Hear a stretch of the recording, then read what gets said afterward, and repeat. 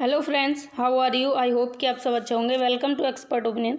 Discuss करेंगे target super TET Hindi के 300 questions की बात करेंगे हम इस सीरीज में, और इस सीरीज का ये 5वां पार्ट होगा। इससे पहले 4 पार्ट हम डिस्कस कर चुके हैं, तो आज 5वें पार्ट के बारे में डिस्कस करेंगे। और फ्रेंड्स, आपको वीडियो अच्छी लगे, हेल्पफुल लगे तो वीडियो को लाइक करिएगा, और पीडीएफ फाइल के लिए आप टेलीग्राम चैनल को ज्वाइन कर लें, जिससे कि आपको सभी सेशन की पीडीएफ फाइल वहाँ पर मिलती रहे।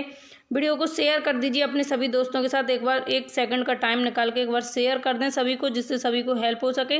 और फ्रेंड्स, पहली बार चैनल विजिट कर रहे हैं, फर्स्ट टाइम आए हैं चैनल पर, तो आप चैनल को सब्सक्राइब कर लें और बेल आइकन को प्रेस कर लें, जिससे कि वीडियो जितनी भी होंगी चैनल पर वो सभी आपको टाइम टू टाइम मिलती रहेंगी। चैनल पर होने वाला हर अपडेट आपको टाइम पर मिलता रहेगा। पहला क्वेश्चन है आज का, मधुलिका जयशंकर प्रसाद की किस कहानी की पात्र है। तो आपको इसके बारे में बताना है, जल्दी से आंसर टिक करेंगे। क्या होगा इसका आंसर। ऑप्शंस हैं आकाशदीप, गुंडा, इंद्रजाल, पुरस्कार। तो ये जो मधुलिका है जयशंकर प्रसाद की किस कहानी की पात्र हैं। पात्र का मतलब है कौन सी कहानी में इनका उल्लेख किया गया है, किस कहानी में इनका नाम लिया गया है मधुलिका का। तो इसका राइट आंसर होगा ऑप्शन 4 पुरस्कार। मधुलिका जयशंकर प्रसाद की पुरस्कार कहानी की मुख्य पात्र हैं। आगे बढ़ेंगे।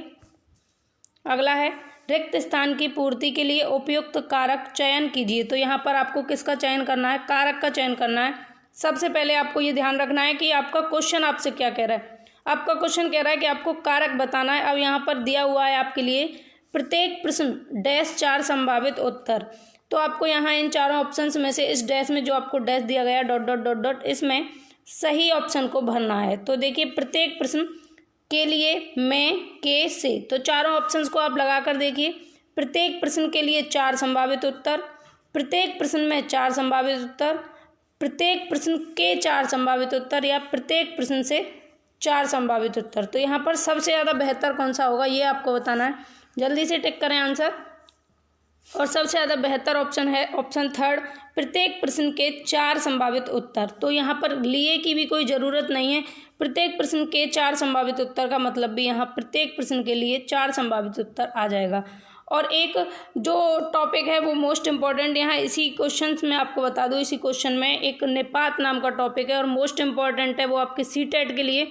अगर सीटेट के लिए आपने निपात को नहीं पढ़ा है तो आप अपना एक नंबर खो देंगे। तो निपात का मतलब क्या होता है कि जिन शब्दों की हमें अपने वाक्य में ज़रूरत नहीं होती उनको भी ज़बरदस्ती डाल देना ही वही निपात है। यानी कि जैसे मैं यहाँ पर बताऊँ, प्रत्येक प्रश्न के लिए 4 संभावित उत्तर अगर मैं कर देती हूँ तो गलत ये भी नहीं है, लेकिन यहाँ पर के लिए को लगाना कोई ज़रूरी नहीं है, क्योंकि प्रत्येक प्रश्न के 4 संभावित उत्तर, इसका मतलब भी यही है कि प्रत्येक प्रश्न के लिए 4 संभावित उत्तर। तो जिन शब्दों की हमें ज़रूरत नहीं होती वाक्य में उनको लगा देना, उनको वही निपात है। यानी कि फालतू के शब्दों को घुसाना किसी भी वाक्य में वो निपात है। ठीक है, आगे बढ़ते हैं।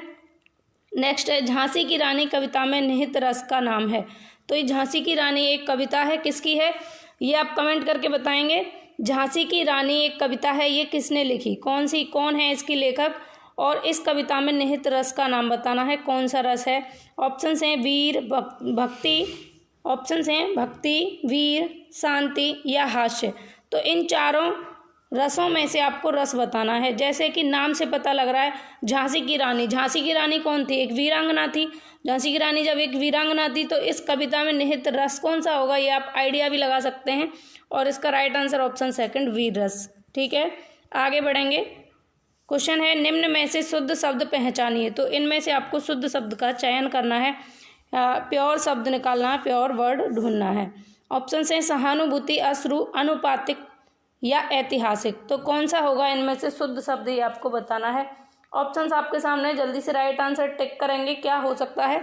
और इसका राइट आंसर होगा ऑप्शन 4 ऐतिहासिक शब्द इनमें से शुद्ध शब्द है। आगे बढ़ेंगे। निम्न में से कौन सा तद्भव है। तो तद्भव शब्द ढूंढना है आपको। तत्सम और तद्भव तो आपने पढ़े हैं, और एक बार मैं आपको बता देती हूँ। जो तत्सम होते हैं वो यूं हूबहू, यूं ही की त्यों ही, मतलब कि जैसे संस्कृत में जो शब्द थे उनको वैसे की वैसे ही अगर एक्सेप्ट कर लिया गया, वैसे ही यूज़ किया गया उनको, तो वो तत्सम शब्द कहलाए। और जिन शब्दों में थोड़ा बहुत फेर बदल करके वो हिंदी में परिवर्तित रूप में आ गए, या कोई एक पर्टिकुलर किसी एरिया की कोई लैंग्वेज है उसमें अगर यूज़ हो रहे हैं, तो वो तद्भव शब्द होंगे। तो यहाँ पर आपको तद्भव शब्द पहचानना है। ऑप्शंस हैं बहु, रक्षा, यत्न, मिष्ट।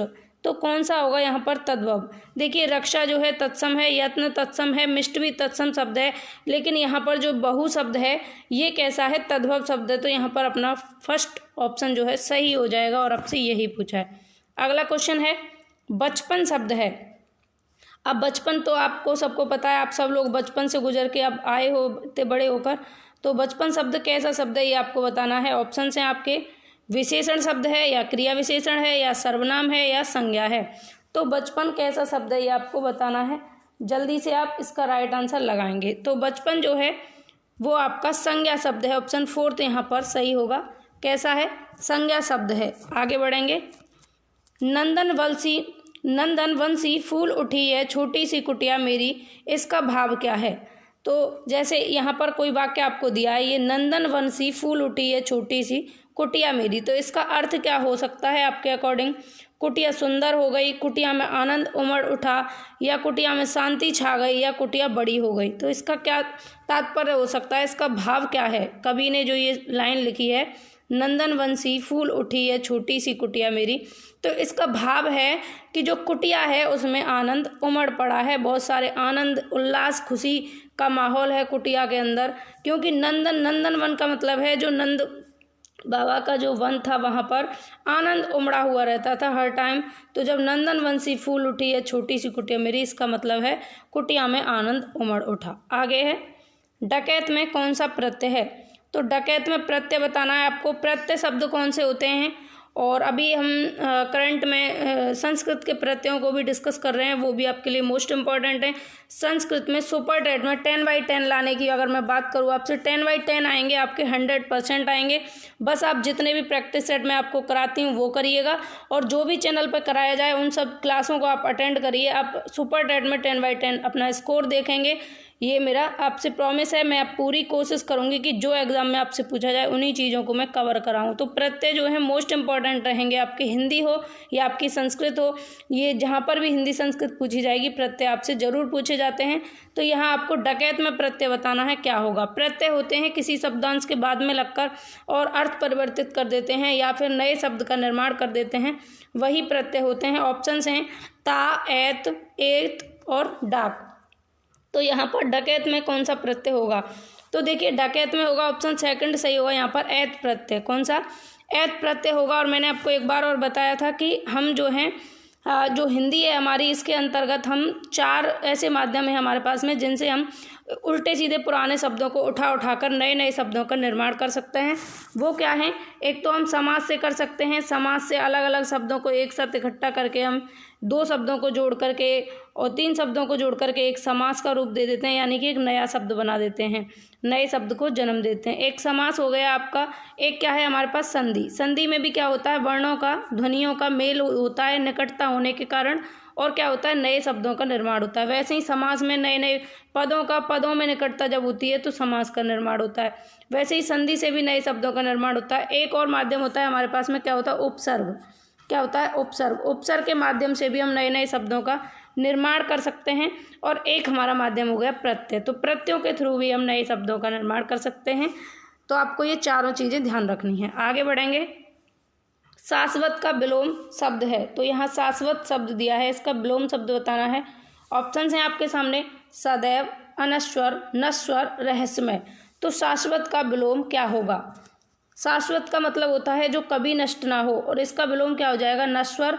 जो नाशवान हो वो क्या होगा, नश्वर। और जो कभी नष्ट ना हो, हमेशा रहने वाला, शाश्वत होता है। तो शाश्वत का विलोम हो जाएगा ऑप्शन 3 नश्वर। नेक्स्ट है, नग का पर्यायवाची शब्द कौन सा है। तो नग का पर्यायवाची बताना है आपको। यहाँ ऑप्शंस हैं, पर्वत है, गज है, अश्व है या सर्प है। तो नग का पर्यायवाची कौन सा शब्द होगा, जल्दी से राइट आंसर टिक करेंगे आप लोग।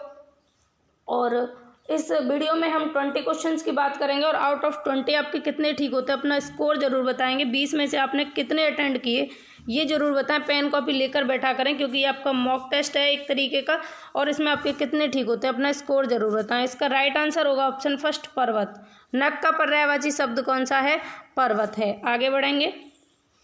लेन देन की विधि के लिए उपयुक्त शब्द है। ऑप्शंस हैं विभावरी, विनिमय, विज्ञेय या विदुषी।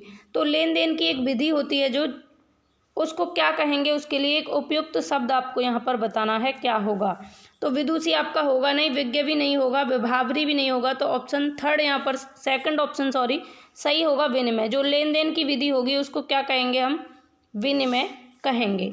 आगे चलें, आगे है निष्ठुर का संधि विच्छेद है। तो निष्ठुर एक शब्द दिया है, इसका संधि विच्छेद आपको बताना है। ऑप्शंस हैं निधन ठुर, निस्धन ठुर, निधन स्ठुर या निधन ठुर। तो यहाँ पर राइट क्या होगा, जल्दी से आंसर लगाएंगे। और उस क्वेश्चन का आंसर सभी को कमेंट करके बताना है कि जो झांसी की रानी कविता थी उसकी लेखिका या लेखक का क्या नाम था। सभी लोग कमेंट करेंगे जरूर ध्यान से। और इसका राइट आंसर होगा ऑप्शन फोर्थ निष्ठुर। निष्ठुर का क्या होगा, निधन ठुर। ठीक है, ये जो निधन ठुर है ये कौन सी, अगर आपसे यहाँ पर संधि पूछी जाती है इस तरीके से आपको देकर कि इसमें कौन सी संधि होगी, तो आप कौन सी संधि बताते हैं, यहाँ पर संधि हो जाएगी विसर्ग संधि। यहाँ विसर्ग लगा हुआ है नहीं के पीछे, तो कौन सी संधि होगी, यहाँ पर विसर्ग संधि होगी। आगे चलेंगे, छात्र का बहुवचन है। ऑप्शंस हैं छात्रों, छात्र, छात्राएं या छाएं। तो राइट आंसर क्या होगा, लगाएंगे जल्दी से। और आई होप कि आपने आंसर लगा लिया होगा। और छात्र का बहुवचन होगा ऑप्शन फर्स्ट छात्रों।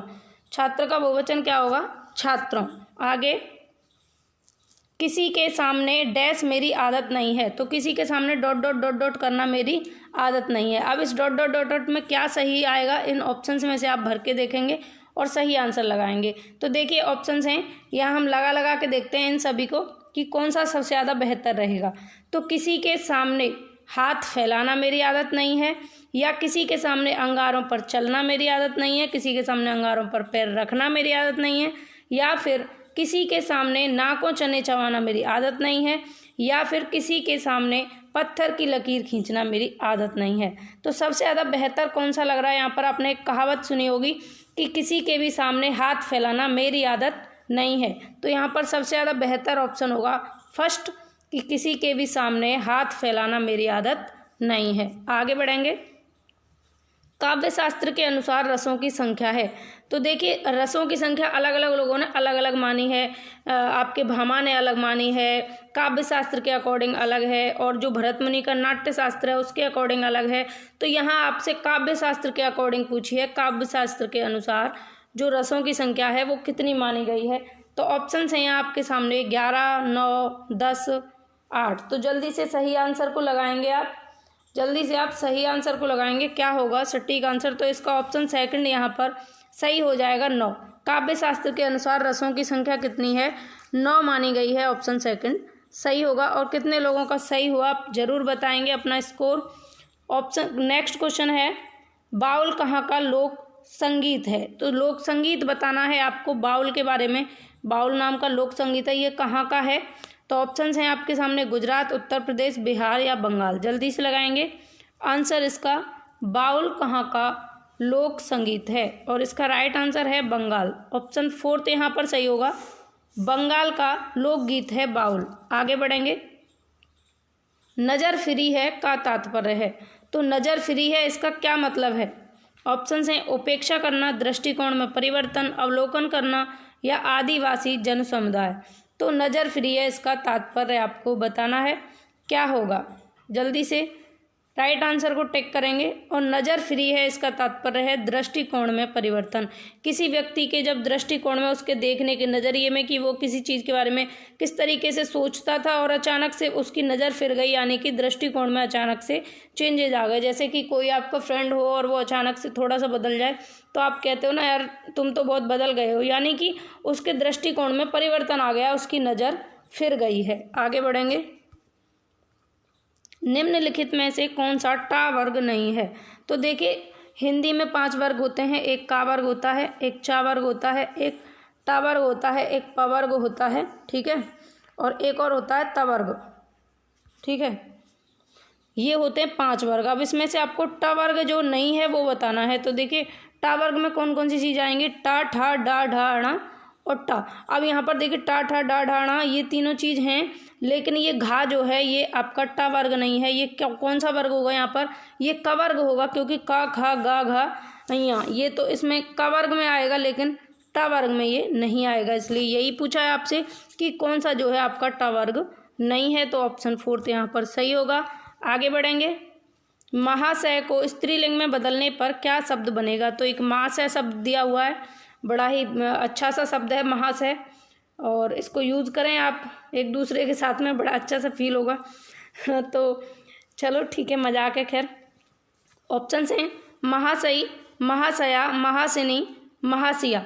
तो महाशय को जब स्त्रीलिंग में परिवर्तन करेंगे, किसी लेडीज़ के लिए आप अगर यूज करते हैं मान लीजिए, तो आप क्या बोलेंगे? महाशय क्योंकि पुल्लिंग शब्द है, इसको हम स्त्रीलिंग में चेंज करेंगे, तो इसको बोलेंगे हम ऑप्शन सेकंड यहाँ पर सही होगा, महाशया। महाशय का स्त्रीलिंग क्या होगा? महाशया। आगे बढ़ें अगले क्वेश्चन की तरफ। कौन सा शब्द मनुष्य का पर्यायवाची नहीं है? तो मनुष्य का पर्यायवाची जो नहीं है वो आपको बताना है। दोनों चीज़ों को अंडरलाइन करें। सबसे पहले क्वेश्चन में क्या पूछा है कि मनुष्य का पर्यायवाची, लेकिन किस तरीके का क्वेश्चन है? नेगेटिव है, कौन सा नहीं है। तो दोनों चीज़ों को ध्यान में रख के अब आप आंसर करिएगा। ऑप्शन पढ़ें, अनुज, मानव, मनुज, व्यक्ति।